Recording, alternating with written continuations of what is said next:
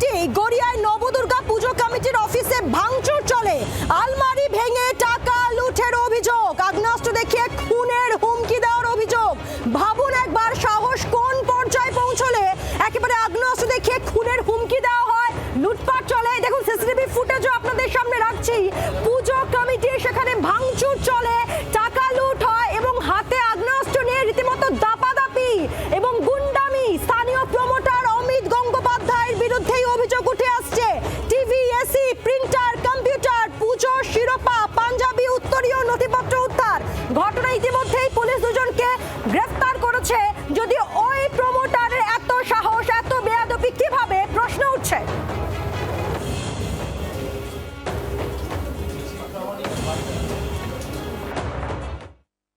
গড়িয়া শীতলা মন্দির এলাকা, যা নরেন্দ্রপুর থানার অন্তর্গত, ঠিক এখানেই গড়িয়া মিতালি সংঘ অর্থাৎ নবদুর্গা যে পুজো কমিটি তার অফিস, এবং এই অফিসেই যথেচ্ছভাবে ভাঙচুর চালানো হয়েছে। এই মুহূর্তে বাইরের ছবিটা এই রকম, এখনো পর্যন্ত এটা বিদ্যুৎ কিন্তু পুরোপুরি ভেঙে ফেলা হয়েছে। এর পাশাপাশি ভেতরে ঢুকলেও দেখা যাবে সেখানেও কিন্তু এইখানে পুরো ফ্লোর করা ছিল, সেই ফ্লোরগুলো সমস্ত নষ্ট করে দেওয়া হয়েছে এবং ঘরের মধ্যে যে সমস্ত জিনিস ছিল অর্থাৎ নথিপত্র থেকে আরম্ভ করে এসি মেশিন, টিভি, ফ্রিজ থেকে আরম্ভ করে আলমারিতে কিছু টাকা ছিল সেরকম সেই সমস্ত নিয়ে চলে যাওয়া হয়েছে, এমনটাই কিন্তু অভিযোগ করেছেন ক্লাব সদস্যরা। এবং সেই অভিযোগের ভিত্তিতে ঘটনার তদন্ত শুরু করেছে নরেন্দ্রপুর থানার পুলিশ। এখনো আতঙ্কিত এখানকার সদস্যরা, তাদের বক্তব্য শুনবো। কি বলবেন এই পুরো ঘটনা নিয়ে, কি বক্তব্য আপনার? আমরা নিজেরাই জানি না কি কারণে এই ঘটনাটা ঘটালো। অসীম মুখার্জি আমাদের কোষাধ্যক্ষ, তার থেকে মোবাইলটা ছিনতাই করে নিয়ে তার উপর দিয়ে মোটর ভ্যান চালিয়ে দেওয়ার একটা প্রচেষ্টা হয়েছিল। থানা আমরা কালকে মেডিকেল করেছিলাম, ওই রিপোর্টটা দিতে গেছিলাম। আর এই অমিত গাঙ্গুলি তোলাবাজ একটা সকাল 7:30টার সময় এসছে, 8:30টার সময় প্রথম আমি এসেছি। ওইখানে আমার প্রায় 10-15 জন লোক আমাকে আর্মস ঠেকে দিয়েছে, আমাকে মারধর করেছে। গাঙ্গুলি গ্রুপ যার নেতৃত্বে আছে এই সন্দীপ প্রামাণিক, এরা এই জিনিসগুলো করে বেড়াচ্ছে এত অঞ্চল জুড়ে, তার সৃষ্টি করে রেখেছে। আমরা বৃহত্তর আন্দোলনে যেমন এই অরাজকতা এই গড়িয়ার বুকে চলতে পারে না। এই ঘটনায় ইতিমধ্যেই অমিত গাঙ্গুলি সহ একাধিক জনের বিরুদ্ধে অভিযোগ দায়ের করা হয়েছে। ঘটনায় ইতিমধ্যেই দুজনকে গ্রেপ্তার করেছে নরেন্দ্রপুর থানার পুলিশ।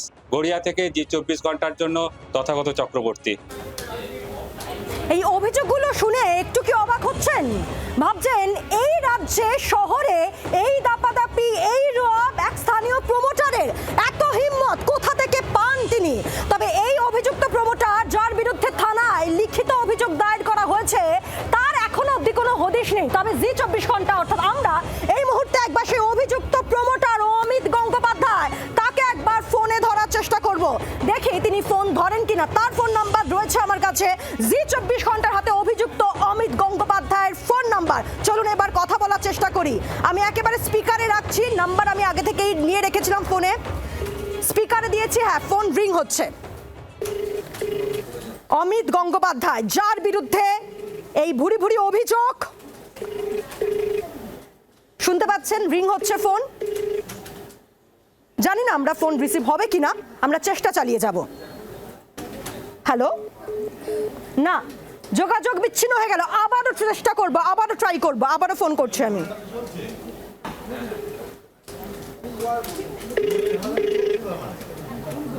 কোথায় দেখা গেল এটা? কোথায় পেলে এই যে লক্ষ্মীর রঙে টাকা ঢুকেছে?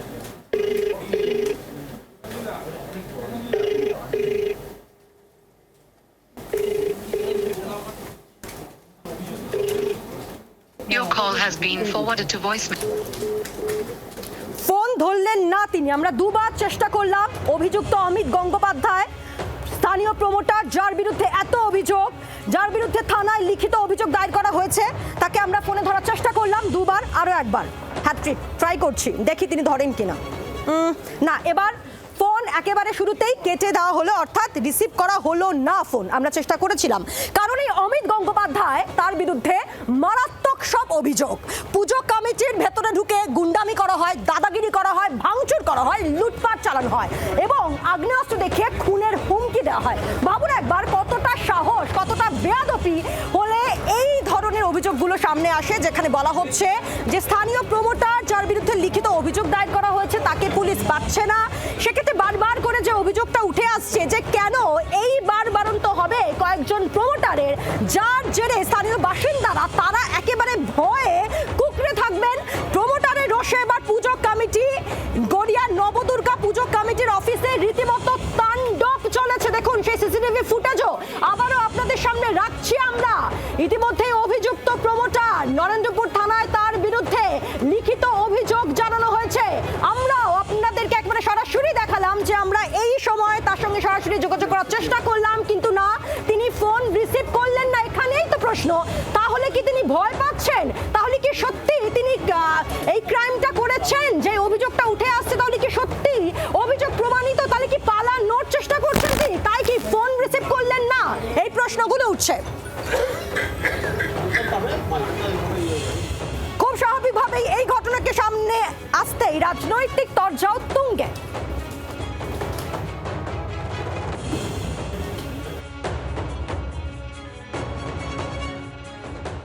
আমিও একজন পুজো কমিটির উদ্যোক্তা।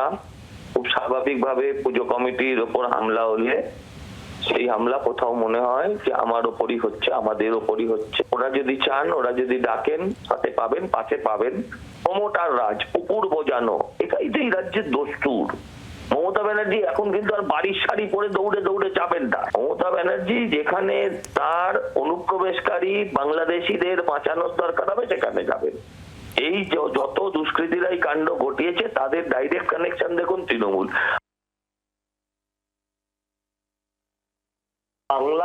বাংলাটা তো গুজরাট উত্তরপ্রদেশ নয় যে এখানে দুর্গা মন্দির, দুর্গা বেদি যদি ভাঙা হয় কাউকে রেয়াজ করা হবে। ঘটনা ঘটার 24 ঘন্টার মধ্যে দুজন গ্রেফতার হয়েছে। পুলিশ যে ইনিশিয়েটিভ নিয়েছে, বিজেপি শাসিত রাজ্যে এসব হয় না। বাংলা উত্তরপ্রদেশ, গুজরাট নয়, বিহার নয়। বাংলায় ল অ্যান্ড অর্ডারকে ঠিক রাখবার জন্য পুলিশ প্রশাসন সব সময় সচেষ্ট আছে এবং নির্বাচন যত এগিয়ে আছে এই দুষ্কৃতিগুলো সব বিজেপির লোক। কড়া হাতে দমন করবার জন্য যে ব্যবস্থা সরকার পুলিশ প্রশাসনের পক্ষ থেকে নেওয়ার কথা, পুলিশ প্রশাসন সেই ব্যবস্থা নিচ্ছে। বাংলার আওয়াজ, বাঙালির আবেগ, জি 24 ঘন্টা।